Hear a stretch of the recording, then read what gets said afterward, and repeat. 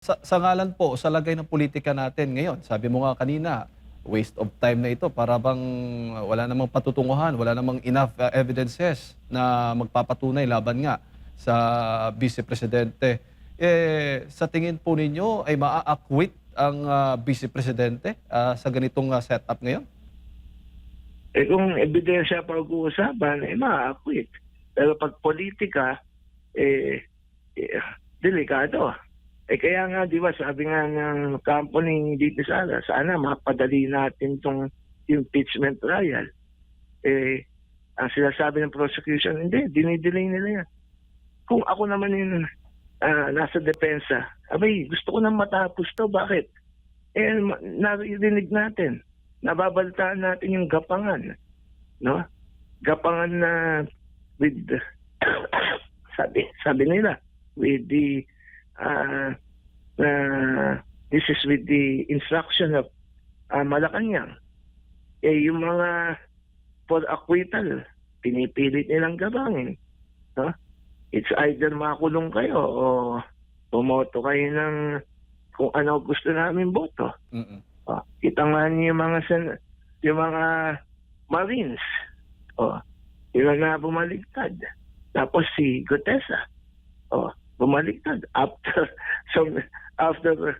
isang taon, saka babaligtad. So makikita mo na yan. Timing. Tingnan mo yung timing, ha? Si BBM, yung kanyang SONA, paluwa-luwa pa. Akala mo, totoo, na nalulungkot siya na madedemanda yung kanyang pinsan. And then, after a few days, yung apat na Marines nag-retract. And then, ngayon, si Gutesa, all of these people, these witnesses, supposed witnesses, pointed to the fact that they delivered kay Martin Romualdez. Di ba? So, pagka ikaw yung abogado ni Martin, talagang gagamitin mo yan. Malakas na ebidensya para sa kliyente niya yan. Na, nag-retract ko. Di ba? Bakit? Because I think, no? Maraming sabi, baka si BBM ang piliin na presidential. Kasi di ba sabi ni BBM, yes, I will endorse a candidate. Good luck sa i-endorse niya. No? Pero ang sabi niya, i-endorse daw niya yung magtutuloy ng kanyang anti-corruption campaign. Delikado. Pero ako tingin ko, no, he will not endorse somebody from the yellows, the pink. Why? Because the yellows and the pinks, no, if they will succeed in convicting Sara, ang next in line nila would be BBM. Hindi magsasama yung dalawang yan. Wala rin tiwala sila BBM. You think ang endorse nila somebody like Leni Robredo or Risa Hontiveros or even the Tulfos? So akong tingin ko, is my opinion, ang sikretong kakandidato pa rin nila dyan si Romualdez. They are trying very hard na malinis si Romualdez kung kaya nila because he is the only person that BBM could say na I'm safe kapag iba na yung presidente. Opo. Why? Because of the suspicion of a lot, not only me, na may alam naman talaga sila pare-pareho dyan sa flood control scam.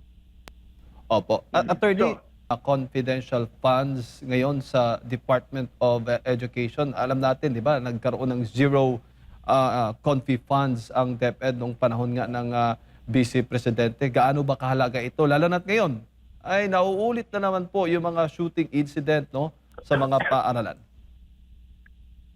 Well, may epekto kung makikita mo na there is really a legal counter-terrorism activity ng DepEd. Ang sinasabi nila, bakit ang DepEd meron confidential funds?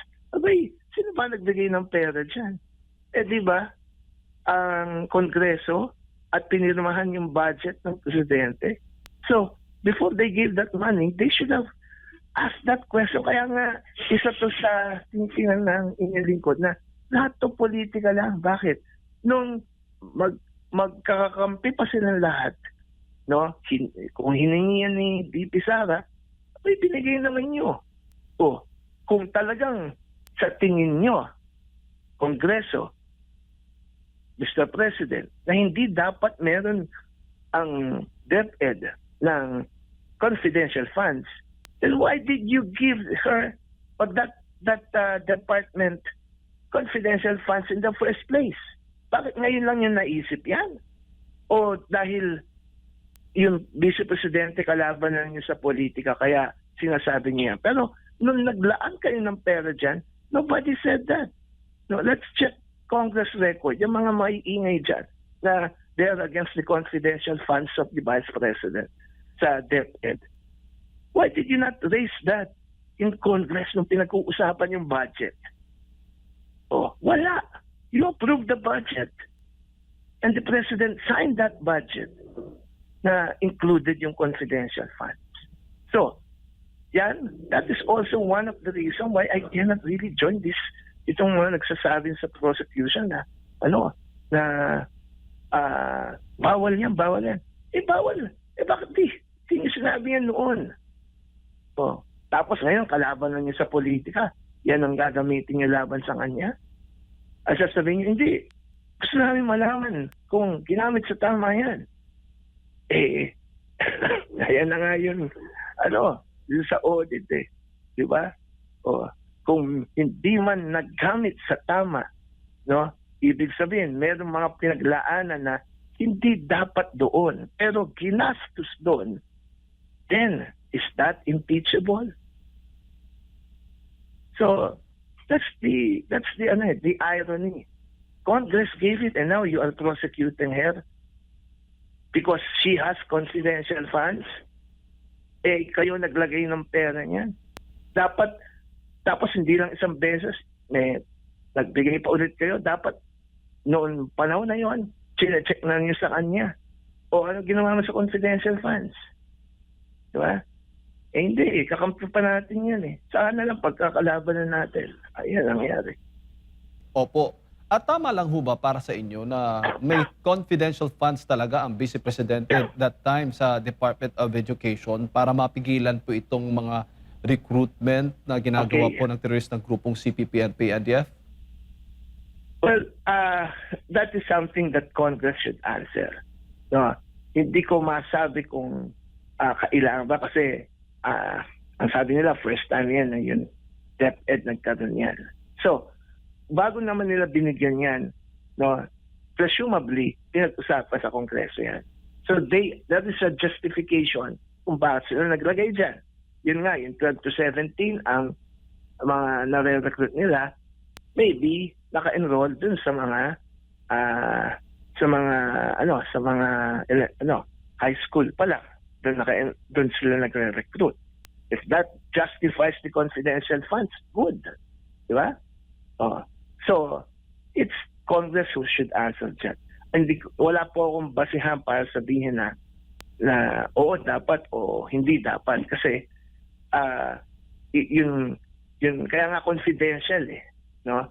Should have been yung Kongreso ang dapat tumingin yan. Ngayon, dun sa point na etong nangyayaring to, yan, na may mga nababaril, etc., then that probably is one of the causes kung ano nangyari noong tinanggal nyo.